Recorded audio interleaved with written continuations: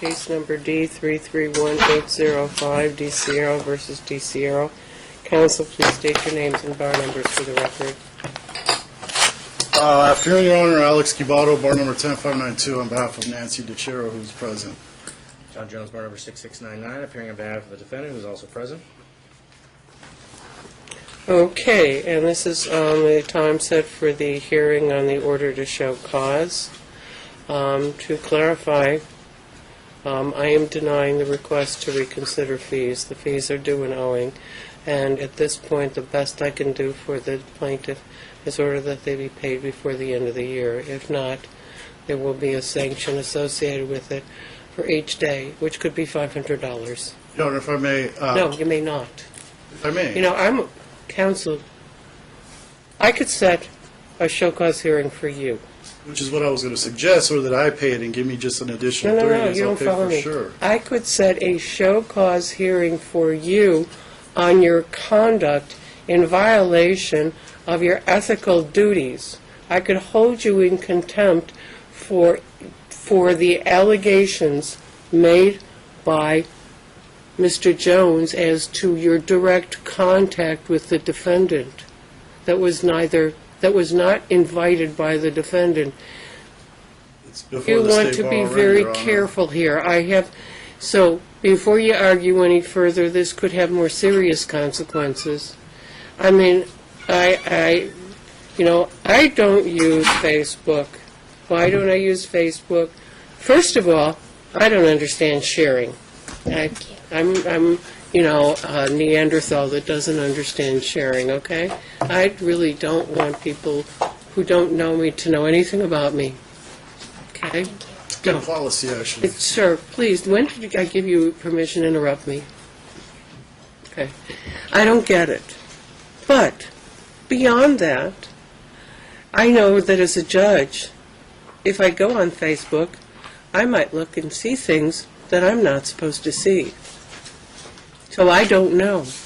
And until Mr. Jones filed his opposition to your motion, I was unaware of the exchanges between you and the defendant directly.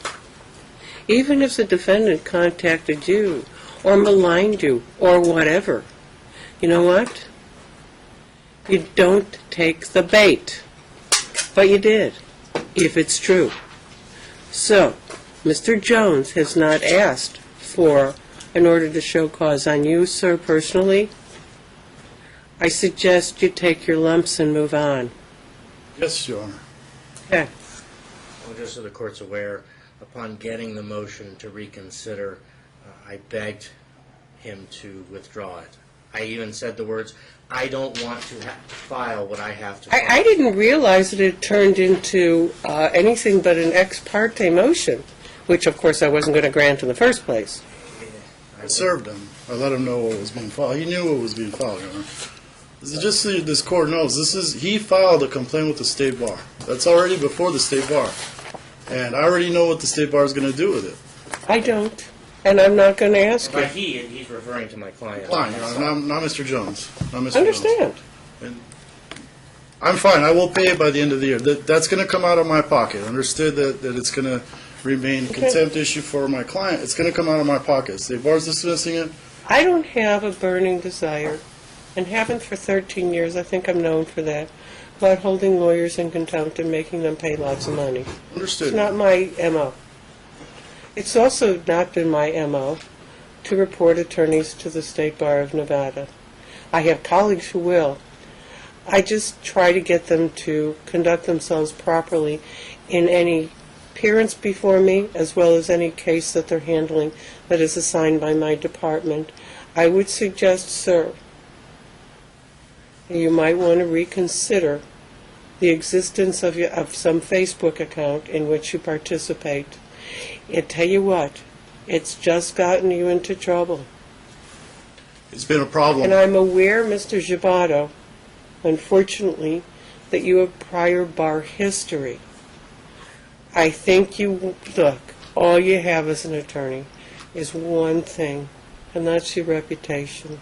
That's it. You get clients because you have a reputation. You get treated a certain way by attorneys based on your reputation. You cannot you cannot be regular Joe citizen. It's not going to work. So if I can give you any advice, don't share. Don't share ever again. Just don't. And I go, we have a society right now that I find so mind-boggling. We have Twitter wars. Twitter wars. Wars. Okay? People are saying horrible things to people. People are bullying kids. Kids are bullying kids in school by tweet. We have representatives of our government bullying people by tweet. Obstructing justice by tweet. This is insane. This has got to stop. It's insane. I can't control the world, but if it were up to me, if I ruled the world, there'd be no such thing as Facebook or Twitter. And again, and sometimes, it's really a handicap, because in order to find out sometimes about a company you may want to buy a product from, check our Facebook page. That means I have to have a Facebook page. I mean, you understand the quandary it's created for everybody. There is literally somebody who used to work for Facebook in a high-level capacity who said that Facebook, he believes now that Facebook is like the single biggest threat to the social thread. I mean, it was in the newspaper.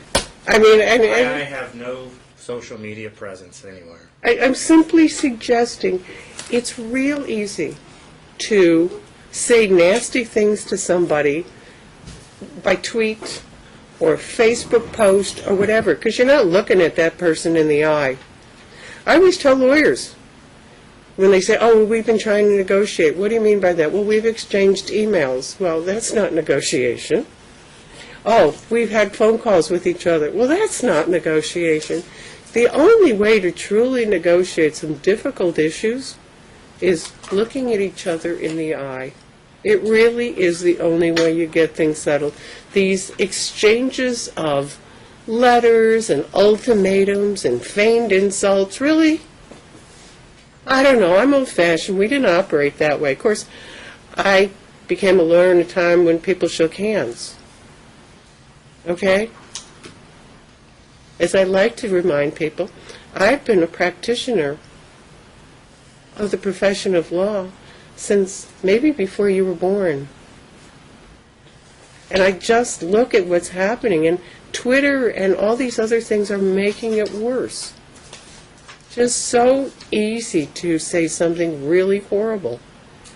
And it's not necessary. Just not. And it doesn't assist your client. It absolutely does not advance her interests. Because I have to judge her in part by your performance in front of me. Given that, I wanted to extend my apology to this court and also to my client and to Mr. DiCiro. How about Mr. Jones? And Mr. Jones, obviously. Mr. Jones has been... I'm no Well, here's the thing. You've all heard me that I am a fan of apologies, but they must be heartfelt. They are, Your Honor. Look, I came into this because she was without counsel, and I was going to do pro bono. It spun out to something that was stupid. It was an ill-advised move, what I did online. It has caused me no bad repercussions with the bar. I will take my lumps and pay attorney's fees. That's fine. That has nothing to do with that. Okay. It has to do with Then the we fact that I will was move injured. on. And now Yeah. the issue is how many times, 500, if any, that I'm going to order your client to pay the defendant. Right, and And again- what, if any, in attorney's fees I will order your client to pay to the defendant? The apology is heartfelt. I think you know I've been to this in front of you before, and I don't try to become a problem in a court. I try to become part of the solution. And in this, Just to the please. extent that I have been here, I apologize. When maybe you are advised or you decide on your own that you're going to get personally involved, you take one step back and you breathe real hard. I don't even look at it no more. Okay.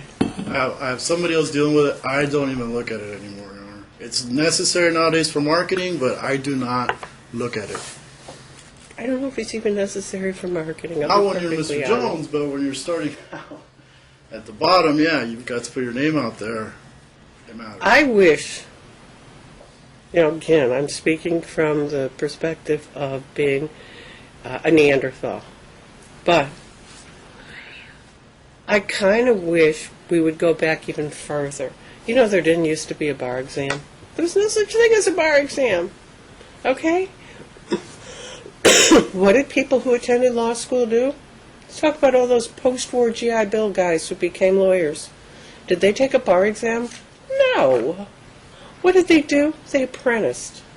I wish every lawyer, now we have a TIP program. The TIP program postdates you, but you could take advantage of having a mentor. I did for 2 years. Maybe longer. Okay. Well, I'll talk to Bill Terry and see if he's willing. The TIP program can help, but I also, and this is no reflection on Mr. Terry because he's a fine lawyer, but the TIP program is sometimes as good as the mentor. But I do think that I wish more lawyers would. I mean, you got to start out small, and you got to pay your dues, and we all have done that. If I could tell you the number of dues I paid, and if I could tell you I could say me too, I would.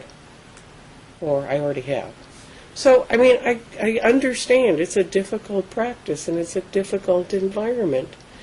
And you may well be vulnerable, but the best thing you can do is work hard for somebody who's going to teach you how to be that fine lawyer you want to be.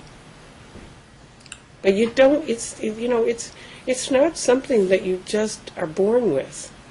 You may be born with intelligence, you may be born with certain skills and abilities, but you're not born with knowing how to kind of work through the maze of the practice of law, and I think it's very, very difficult.